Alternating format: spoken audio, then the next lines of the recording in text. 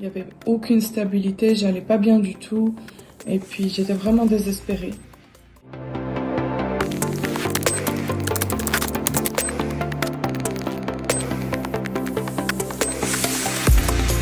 Bonjour, je m'appelle Mélina, j'ai 23 ans.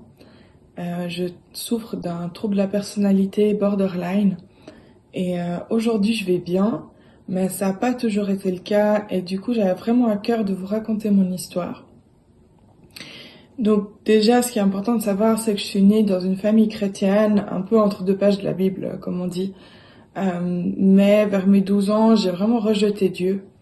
Entre autres parce que j'allais pas bien et que je comprenais pas pourquoi, si Dieu existait, ben j'allais si mal et qu'il me laissait seule en fait.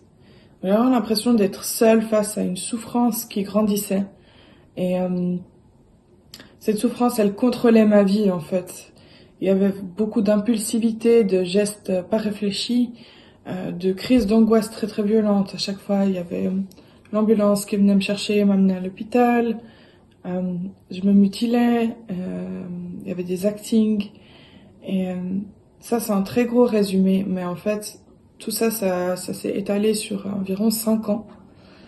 En fait, j'ai enchaîné les hospitalisations en psychiatrie. Et puis quand je sortais, je me disais, ok, je vais changer, je vais réussir à changer, je vais aller mieux. Je pourrais vraiment aller jusqu'au bout de mes projets. Et en fait, bah, à chaque fois, ça allait pas. Donc c'était un peu le serpent qui se mordait la queue parce qu'après, ben, je me sentais incapable. Il y avait beaucoup de culpabilité, moi, je me fustigeais vraiment. Du coup, l'estime de moi et tout ça, ça a pas aidé. Euh, donc voilà un petit peu. Euh, et puis en fait, à mes 18 ans, ça allait vraiment pas du tout. Euh, j'ai vraiment inclus des personnes dans ma vie qui étaient toxiques.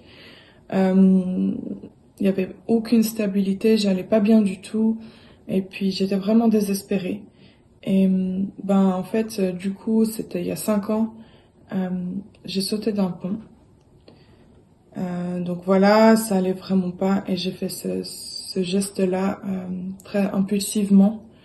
Et donc je me suis retrouvée au CHUV avec des multiples fractures un peu partout dans le corps, dans un état où on savait pas si j'allais pouvoir remarcher avant les opérations. Vraiment, c'était une incertitude vraiment, un geste vraiment irréversible. Et puis donc voilà, je suis restée plusieurs semaines à me faire opérer, etc. Et là déjà, je commençais à me questionner, mais comment ça se fait que je sois pas dans un état plus grave que ça en fait? C'est quand même fou. Et puis ouais, j'avais déjà un peu des questions par rapport à ça. Et puis ensuite, je suis allée en hôpital psychiatrique où je suis restée beaucoup de mois. Puis ensuite en centre de rééducation pour apprendre à marcher. Euh, et en fait, un jour, mon père est venu me voir. Et puis là, je lui dis, papa, je crois que j'ai besoin d'être délivrée. J'ai besoin de délivrance. Puis il me disait, mais pourquoi tu dis ça, Mélina? Et puis je lui ai raconté qu'en fait, les mois qui avaient précédé, j'avais été dans des choses occultes. Et, euh, et que j'avais peur, en fait, vraiment. Et le fait que je dise que finalement Satan existait, ça me faisait aussi admettre que Dieu aussi. Et puis j'ai commencé encore à me questionner par rapport à tout ça. Et puis bah, beaucoup de gens priaient pour moi en fait aussi parallèlement à tout ce que je vivais. Et, en fait, un jour, j'étais dans ma chambre et une infirmière entre et en fait, il se trouve qu'elle était chrétienne.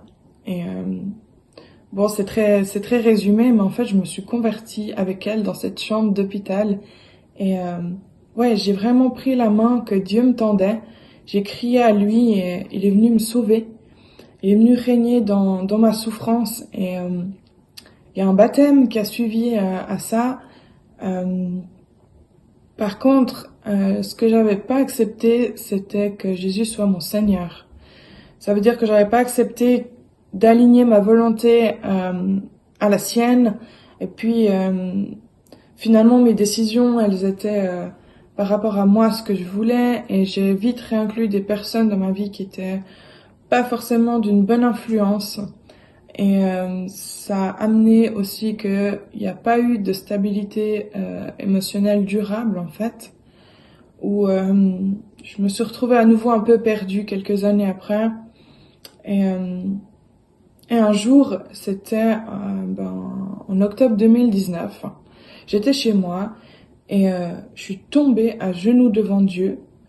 J'ai dit, mais Seigneur, je te demande pardon. Sans toi, en fait, je veux pas vivre comme ça. Je veux que, ouais, tu sois le roi de ma vie et que ce soit toi qui règne, que je veux t'inclure, en fait, dans tous les domaines de ma vie. Donc, j'ai vraiment capitulé, en fait. J'ai dit, sans toi, je peux pas. Et, là, en fait, ça fait 1 an et demi que je suis stable. Alors, c'est pas toujours facile. Il y a des fois des moments d'instabilité émotionnelle, mais je reste stable. Et en fait, c'est comme si j'étais dans cette barque au milieu de la tempête, mais Jésus est dans cette barque et il me dit « Aie confiance en moi » en fait. Et je place ma confiance en lui et je vois vraiment sa main sur moi. Je suis vraiment bénie en fait, donc ça c'est vraiment le côté psychique où maintenant je suis stable, je vais bien et j'arrive à m'abandonner à Dieu même quand ça va pas. Et le côté physique en fait c'est aussi assez fou. Je peux courir, je peux faire tout ce que je veux comme sport, j'ai plus du tout de douleur. Dieu m'a fait vraiment grâce et du coup voilà, c'est un petit peu mon histoire et merci à tous de m'avoir écouté.